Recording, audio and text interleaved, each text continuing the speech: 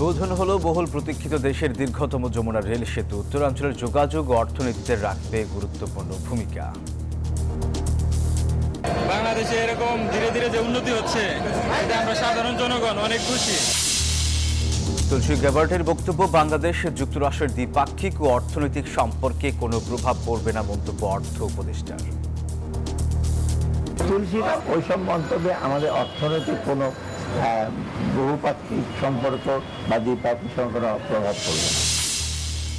গণ অভ্যুত্থানে জাবিতে শিক্ষার্থীদের উপর হামলার অভিযোগে নিষিদ্ধ ছাত্রলীগের 289 নেতাকর্মী সাময়িক বহিষ্কার, 9 শিক্ষক বরখাস্ত। নতুন রাজনৈতিক দলের নিবন্ধন নিয়ে ইসির গণবিজ্ঞপ্তি হাইকোর্টে স্থগিত, কেন অবৈধ নয় জানতে চেয়ে রুল জারি। দোহারে শিশু ধর্ষণ ও হত্যার দায়ে একজনের মৃত্যুদণ্ড, মাগুরা ও বরগুনার ধর্ষণের শিকার শিশুর পরিবারের নিরাপত্তা নিশ্চিতের নির্দেশ। যুদ্ধবিরতি উপেক্ষা করে গাজায় ভয়াবহ বিমানের হামলা ইসরায়েলের, নিহত 3 শতাধিকেরও বেশি, ট্রাম্পের সম্মতি ছিল বলছে হোয়াইট হাউস। এবং 2 সপ্তাহের কন্ডিশনিং ক্যাম্প শেষে দেশে ফিরেছে জাতীয় ফুটবল দল। ভারতের বিপক্ষে খেলবেন না ফাহমিদুল, ফিরে গেছেন ইতালিতে।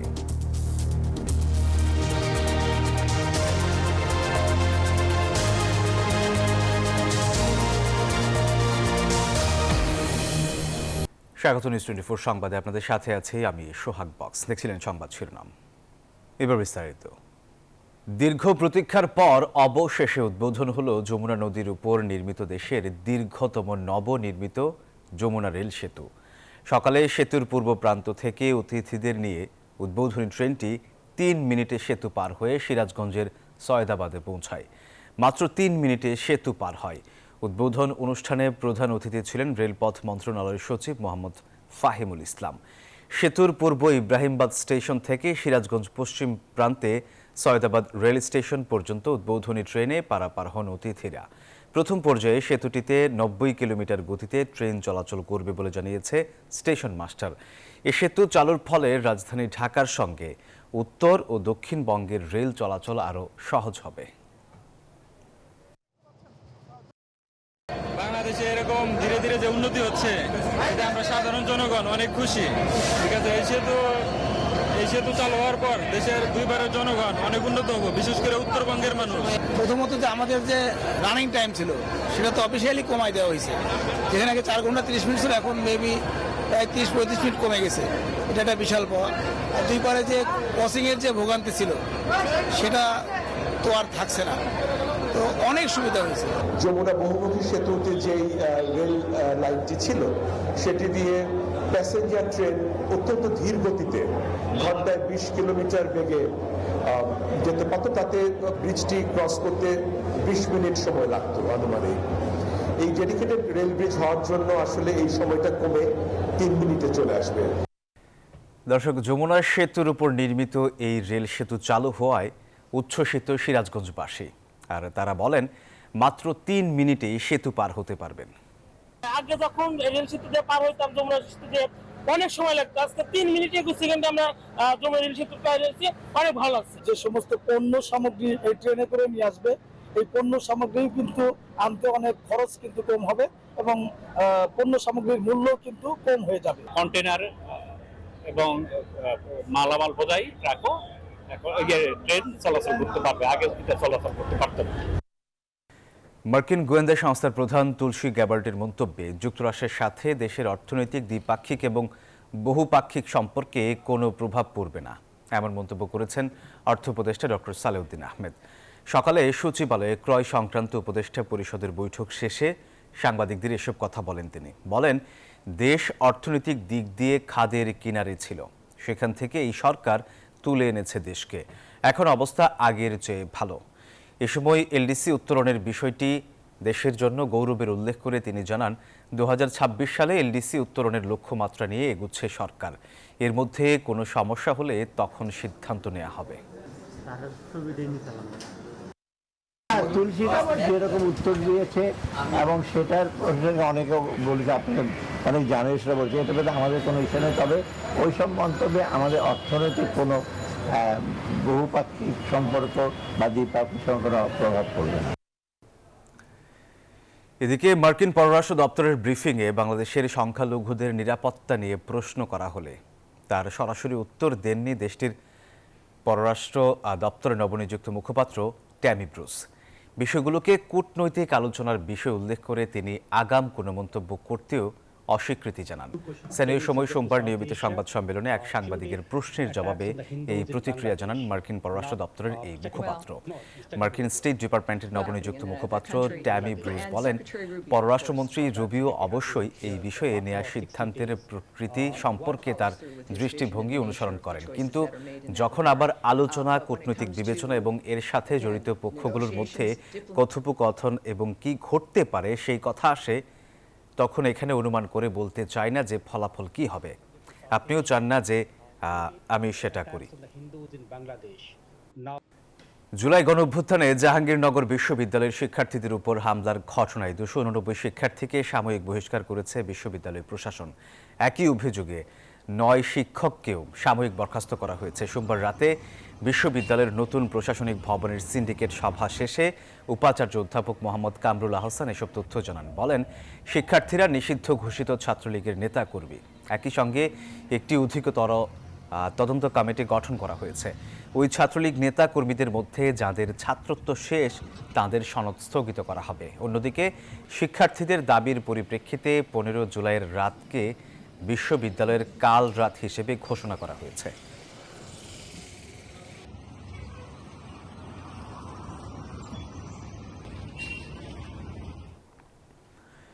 নতুন রাজনৈতিক দলের নিবন্ধন নিয়ে নির্বাচন কমিশনের জারিকৃত গণবিজ্ঞপ্তির কার্যকারিতা স্থগিত করেছে হাইকোর্ট। একই সাথে এই গণবিজ্ঞপ্তি কেন অবৈধ ঘোষণা করা হবে না তা জানতে চেয়ে রুল জারি করেছে হাইকোর্ট। মঙ্গলবার বিচারপতি মোহাম্মদ আকরাম হোসেন চৌধুরী এবং বিচারপতি KM রাশিদুজ্জামান রাজার সমন্বয়ে গঠিত হাইকোর্ট বেঞ্চ এই রুল জারি করেন। এর আগে নতুন রাজনৈতিক দলের নিবন্ধনের জন্য নির্বাচন কমিশনের দেওয়া গণবিজ্ঞপ্তির বৈধতা চ্যালেঞ্জ করে রাষ্ট্র সংস্কার আন্দোলনের প্রধান সমন্বয়ক হাসনাত কাইয়ুম রিটটি করেন। নতুন রাজনৈতিক দলের নিবন্ধনের জন্য ইসি গত 10 মার্চ ওই গণবিজ্ঞপ্তি দেয়। রাজনৈতিক দলের নিবন্ধনের জন্য কমপক্ষে 100 উপজেলা এবং 22 জেলায় দলের কমিটি থাকতে হবে বলে আইনে উল্লেখ রয়েছে। একটা গণবিজ্ঞপ্তি এর মধ্যে প্রকাশ হয়েছিল গত 10ই মার্চ। এটাতে বিভিন্ন রাজনৈতিক দলকে পুরনো আইনে, ফ্যাসিবাদী আমলের আইনে রাজনৈতিক দল নিবন্ধনের জন্য আহ্বান জানানো হয়েছে।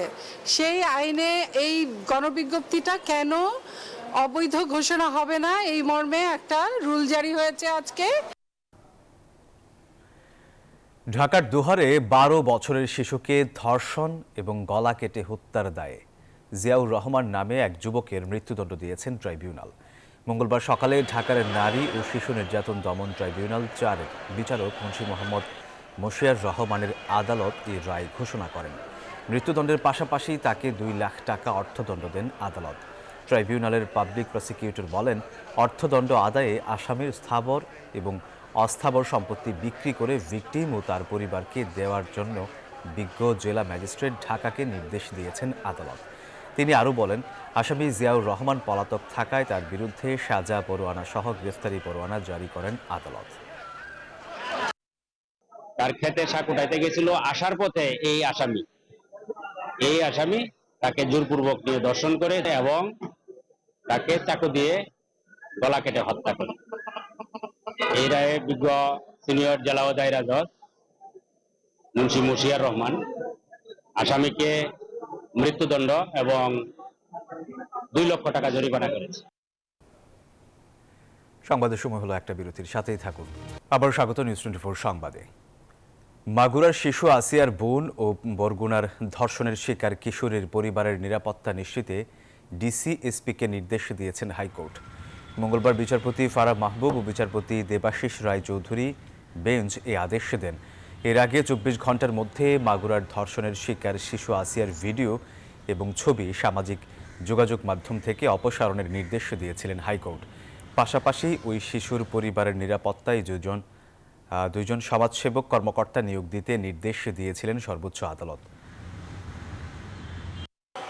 যেই ভিকটিম মারা গিয়েছে ওনার যে বোন তার বয়স 14, বড় বোন, সেও একজন শিশু। সেই শিশুকে যাতে অ্যাডিকুয়েট প্রোটেকশন এবং সিকিউরিটি দেওয়া হয় এবং তার ওয়েলফেয়ারের জন্য এই মর্মে একটি ডিরেকশন আদালত দিয়েছেন। বরগুনা জেলায় 14 বছরের আরেকটি নারী শিশু এই ধরনের সেক্সুয়াল অফেন্সের শিকার হয়েছে।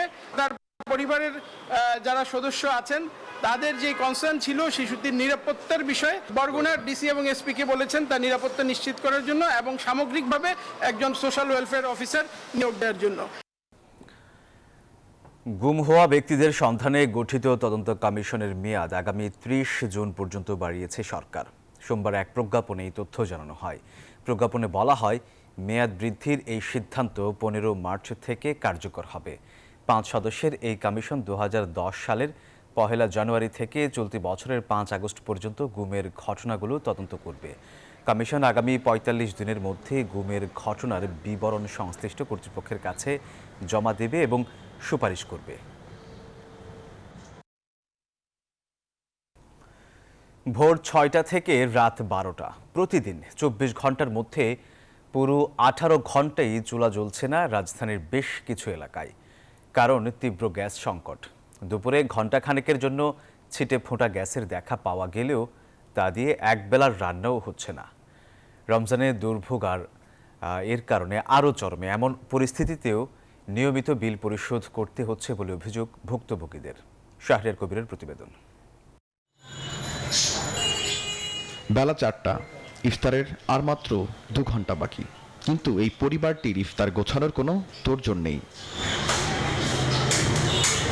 অবশ্য সেটার উপায়ও নেই, কারণ নিয়ম করে এই সময়ও গ্যাস পান না ইমা বেগমরা।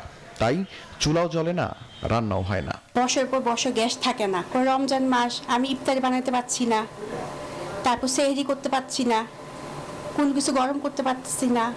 বাচ্চাদের খাওয়া দাওয়া, নিজেদের খাওয়া দাওয়া এবং গোসলে গরম পানিটাও করতে পারছি না। গ্যাস সংকটের এমন বেহাল দশা রাজধানীর মগবাজার নয়াটলা এলাকাবাসীর। শুধু এই এলাকায় নয়, নগরীর পূর্ব নয়াটলা, মিরবাগ, মধুবাগ, পুরান ঢাকা, মিরপুর, মোহাম্মদপুর সহ উত্তরার মানুষের কাছে গ্যাস সংকট বেশ পুরনো ভোগান্তির নাম। আমরা কোনোদিন ইফতার বানাই খাইতে পারিনি এই বাসায়। আমাদের এলাকায় গ্যাস সংকট, তীব্র সংকট অনেক দিন যাবত। রাত 12টা 1টার পরে অল্প একটু গ্যাস আসে, যেটা সকাল 6টার দিকেই আবার চলে যায়। ভাড়াটিয়ারাও বলছে যে আমরা বিল দিচ্ছি কিন্তু গ্যাস পাচ্ছি না। তীব্র গ্যাস সংকটের কারণ হিসেবে বাণিজ্যিক লাইনে অতিরিক্ত গ্যাসের চাহিদা এবং চোরাই লাইনকে দায়ী করছেন আবাসিক লাইনে গ্যাস সরবরাহকারী প্রতিষ্ঠান তিতাস। আমার এখনকার যে বর্তমান ডিমান্ড, আমরা একটু মিনিমাম ডিমান্ড বলি, আমরা প্রায় 2000 MMCFD পার ডে আমার এখন ডিমান্ড। সেখানে তিতাস পাচ্ছে মাত্র 1500 থেকে 1600 মিলিয়ন গ্যাস। তার মানে 400 মিলিয়ন গ্যাসের কিন্তু অলরেডি আমার পুরো ফ্রান্সের জায়গাতে শর্টেজ। এই 400 মিলিয়ন গ্যাসের যে আমার যে শর্টেজ, এটার ইফেক্টটা আসলে ঢাকাও কিন্তু বেশ ভালোভাবে অনুভূত হচ্ছে। গভর্নমেন্টের কিছু প্রায়োরিটি থাকে, বিদ্যুতের ক্ষেত্রে গভর্নমেন্টের একটা প্রায়োরিটি আছে, সারের ক্ষেত্রে গভর্নমেন্টের একটা প্রায়োরিটি আছে। হ্যাঁ, আমাদেরকে ওই প্রায়োরিটিগুলো দেখে কিন্তু গ্যাসটা সরবরাহ করতে হয়। এলাকায় অবৈধ গ্যাস সংযোগ ও মানুষের ভোগান্তির বিষয়ে জানতে যোগাযোগের চেষ্টা করি স্থানীয় কাউন্সিলরের সাথে। এলাকাবাসী জানান, 5 আগস্টের পর দেখা যায়নি সাবেক কাউন্সিলর মুক্ত সওদাগরকে। রাজধানীতে গ্যাস সংকট অনেক পুরনো একটি সমস্যা, তবে নতুন করে প্রকট আকার ধারণ করেছে এই গ্যাস সংকট। আমি বর্তমানে আছি মগবাজারের নয়টলা এলাকায়। এই নয়টলা এলাকা সহ আশেপাশের বিভিন্ন এলাকায় এখন চলছে তীব্র গ্যাস সংকট। এলাকাবাসীর দাবি, নিয়মিত বিল পরিশোধ করলেও মিলছে না পরিষেবা। এমন অবস্থায় সেবাদানকারী প্রতিষ্ঠানগুলোকে দুষছেন এলাকাবাসী। শাহরিয়ার কবির, নিউজ 24, ঢাকা। এবারে অর্থ বাণিজ্য সংবাদ।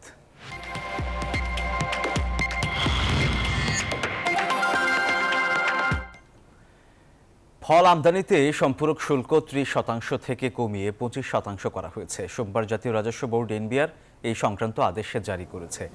আগামী 30 জুন পর্যন্ত এই সুবিধায় দেশে ফল আমদানি করতে পারবেন ব্যবসায়ীরা। এছাড়া বিদ্যমান 5% অগ্রিম করও মওকুফ করা হয়েছে। যেসব তাজা ফল আমদানিতে সম্পূরক শুল্ক কমানো হলো, সেগুলোর মধ্যে রয়েছে তাজা বা শুকনা কমলা লেবু, আঙুর, আপেল, নাশপাতি এবং লেবু জাতীয় ফল। 2 মাস আগে ফল আমদানিতে সম্পূরক শুল্ক বাড়িয়ে 30% করেছিল এনবিআর। এর প্রতিবাদে ব্যাপক আন্দোলন করে ফল আমদানিকারকরা।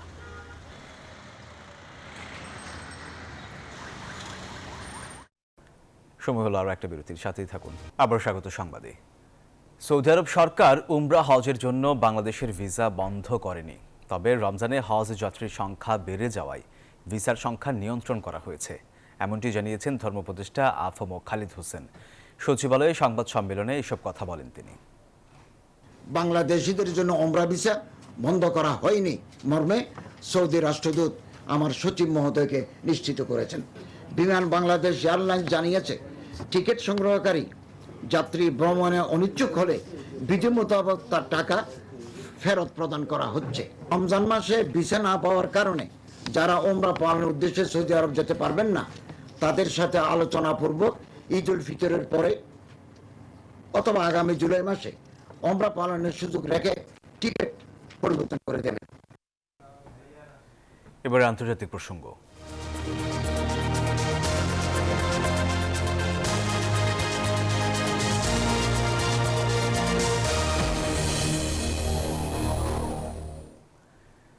ফিলিস্তিনের গাজায় যুদ্ধবিরতি বাড়ানোর মার্কিন প্রস্তাব হামাস প্রত্যাখ্যানের পর পুনরায় সামরিক অভিযান শুরু করেছে ইসরায়েল। এরই মধ্যে দখলদারদের ভয়াবহ বিমান হামলায় প্রাণহানি ৩ শতাধিক ছাড়িয়েছে। বেড়েই চলেছে নিহতের সংখ্যা। একতরফাভাবেই যুদ্ধবিরতি বাতিল করেছে তেল আবিব, এমন দাবি হামাসের। অবশেষে আবারও শুরু হলো ভয়াবহ আগ্রাসন।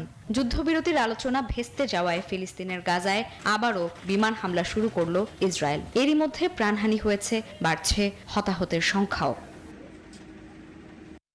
ইসরায়েলি প্রধানমন্ত্রী বেনিয়ামিন নেতানিয়াহুর কার্যালয় জানিয়ে দিয়েছে, আরও জোরদার করা হবে হামলা। বিমান হামলায় হামাস কমান্ডার ও রাজনৈতিক কর্মকর্তাদের লক্ষ্যবস্তুতে পরিণত করা হয়েছে বলেই দাবি করছে তেল আবিব। এমনকি স্থল হামলা চালানোর হুমকিও দিয়েছে ইসরায়েলি সামরিক বাহিনী। এদিকে সর্বশেষ এই হামলা শুরুর আগে মার্কিন প্রেসিডেন্ট ডোনাল্ড ট্রাম্পের সাথে তেল আবিব পরামর্শ করেছিল বলেই জানিয়েছে হোয়াইট হাউস। প্রেসিডেন্ট ট্রাম্প স্পষ্ট বার্তা দিয়েছেন, হামাস, হুথি, ইরান যারাই কেবল ইসরায়েলকে নয় বরং যুক্তরাষ্ট্রকে আতঙ্কিত করতে চায়, তাদের মূল্য দিতে হবে। সমস্ত নরক ভেঙে পড়বে। ভয়াবহ এই হামলার অর্থ হলো একতরফাভাবেই গাজায় 19 জানুয়ারি থেকে শুরু হওয়া যুদ্ধবিরতি শেষ করছে ইসরায়েল, এমনটাই দাবি করছে ফিলিস্তিনের স্বাধীনতাকামী সংগঠন হামাস। Desk report, news 24। সংবাদের সময় হলো আরও একটা বিরতির, সাথেই থাকুন। আবার স্বাগত সংবাদে। এবার জানাবো খেলার সংবাদ।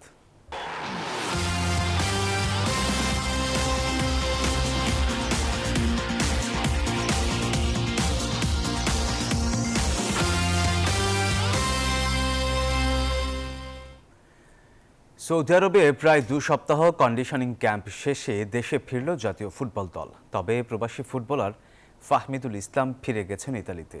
হেড কোচ হ্যাভিয়ার ক্যাব্রেরা জানান, জাতীয় দলের হয়ে খেলার জন্য এখনই প্রস্তুত না ফাহমিদুল। বাংলাদেশের ফুটবলের নতুন দিগন্তের সূচনা হতে যাচ্ছে।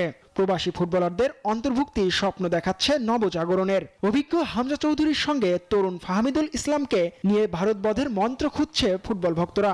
তখনই সৌদি আরবে 12 দিনের কন্ডিশনিং ক্যাম্প শেষ করে দেশে ফিরে কোচ হ্যাভিয়ার ক্যাব্রেরা দিলেন দুঃসংবাদ। ফাহমিদুল দলের সঙ্গে যাচ্ছে না, সে ইতালি ফিরে গেছে। আমি খুব কাছ থেকে দেখেছি ওকে, ভালো স্কিল রয়েছে। সে তরুণ হওয়ায় জাতীয় দলের জন্য এখনই প্রস্তুত না। আমার বিশ্বাস আগামীতে ও খুব ভালো করবে। হামজা চৌধুরীর সঙ্গে সাক্ষাতের জন্য মুখিয়ে আছেন কোচ। একসাথে আলোচনা করে ভারতবধের পরিকল্পনা সাজাতে চান এই স্প্যানিয়ার্ড। হামজার সঙ্গে সাক্ষাতের জন্য আমি মুখিয়ে আছি। আমরা একসঙ্গে বসে ম্যাচ নিয়ে পরিকল্পনা সাজাবো, কিভাবে ভারতকে হারানো যায়।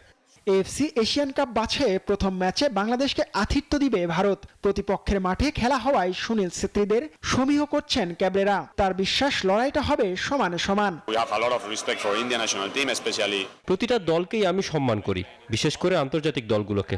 প্রতিপক্ষের ঘরের মাঠে ম্যাচ হওয়ায় সেটা কঠিন হবে, তবে আমরা চ্যালেঞ্জ নিতে প্রস্তুত রয়েছি।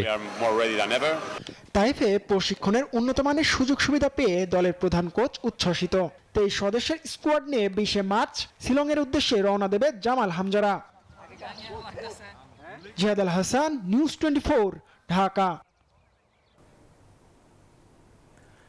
প্রিমিয়ার লিগ খেলা হামজা চৌধুরী খেলবেন লাল সবুজের হয়ে। ইংল্যান্ডে কাটানো বর্ণিল ক্যারিয়ারে খেলেছেন ফিল ফোডেন, জেমস ম্যাডিসন আর জেমি ভার্ডির মতো তারকার সঙ্গে। প্রশংসা কুড়িয়েছেন প্রিমিয়ার লিগ কিংবদন্তি অ্যালান শিয়েরারের। জিতেছেন পৃথিবীর সবচেয়ে পুরনো ফুটবল কম্পিটিশন FA কাপের শিরোপা। জন্ম 1997 সালের 1 অক্টোবর ইংল্যান্ডের লাফবরো শহরে, বেড়ে ওঠাও সেখানে। তবে মা বাবার সাথে বাংলাদেশে আসা যাওয়া হতো হামজার। দেশের মাটি আর সংস্কৃতি দুটোই খুব ভালো করে চেনা আছে। শৈশবে হবিগঞ্জের এই স্নানঘাটের বাড়ির পিছনে ফুটবল খেলতেন অন্যদের সঙ্গে। 14 বছর বয়সে ইংল্যান্ডের প্রিমিয়ার লিগের ক্লাব লেস্টার সিটির ইউথ একাডেমিতে পদার্পণ। সেখানে গড়ে তুলেছেন নিজেকে, স্কিল বাড়িয়েছেন ডিফেন্সিভ মিডফিল্ডার হিসেবে। সবার থেকে খানিকটা আলাদা মিস্টার চৌধুরী। 2015-তে হামজার লোনে চলে যান তৃতীয় সারির দল বার্টন অ্যালবিয়নে। ক্লাবকে টেনে তোলেন চ্যাম্পিয়নশিপে আর নিজের ঝুলিতে প্রথম একাদশে খেলার অভিজ্ঞতা। 28 নভেম্বর 2017 টটেনহামের বিপক্ষে সিনিয়র দলে অভিষেক চৌধুরী সাহেবের। এরপর প্রিমিয়ার লিগে নীল জার্সি গায়ে জড়িয়ে অসংখ্য স্মৃতি। মোহামেদ সালাহ, এগুয়েরোদের সামলাতে হতো মাঠে। টিমমেট ভার্ডি, মাইকেল আর জেমস ম্যাডিসনদের সঙ্গে কাঁধে কাঁধ মিলিয়ে খেলতেন। এমনকি ইংল্যান্ডের অনূর্ধ্ব 21 দলে ম্যান সিটি তারকা ফিল ফোডেনের সাথেও মিডফিল্ড শেয়ার করেছেন হামজা। তবে ইউরোতে সেবার ফ্রান্সের বিপক্ষে লাল কার্ড দেখে মাঠ ছাড়তে হয়েছিল তাকে। 2019 সালের আগস্টের শেষ সপ্তাহে দুর্দান্ত পারফরমেন্সে লেস্টারকে হাই ভোল্টেজ ম্যাচ জিতিয়ে কিংবদন্তিদের নজর কেড়েছিলেন হামজা। প্রিমিয়ার লিগের সর্বকালের সর্বোচ্চ গোলদাতা অ্যালেন শিয়েরার তাকে ঠাঁই দিয়েছিলেন সেরা একাদশে। লাল সবুজদের মিডফিল্ডারের প্রশংসায় ছিলেন পঞ্চমুখ। হামজার ক্যারিয়ারের সিলভার লাইনিং আসে 20-21 মৌসুমের FA কাপ জয়ের মধ্য দিয়ে। ফিলিস্তিনের পতাকা গায়ে জড়িয়ে পৃথিবীর সবচেয়ে পুরনো ফুটবল প্রতিযোগিতার শিরোপা উঁচিয়ে ধরেছিলেন সেদিন। এরপর গেল মৌসুমের রেলিগেশনের পড়া লেস্টারকে চ্যাম্পিয়নশিপ জিতিয়েছেন। প্রিমিয়ার লিগে ফেরায় কোচ এনজো মারেস্কার গেম প্ল্যানে গুরুত্বপূর্ণ ভূমিকাও ছিল মিস্টার চৌধুরীর। তৌসিফ আল হাসান, নিউজ 24। দর্শক, আর এই ছিল নিউজ 24 সংবাদে। এছাড়া আরও সংবাদ ও বিশ্লেষণ জানতে ভিজিট করুন news24bd.tv। এতক্ষণ সাথে থাকার জন্য ধন্যবাদ সবাইকে।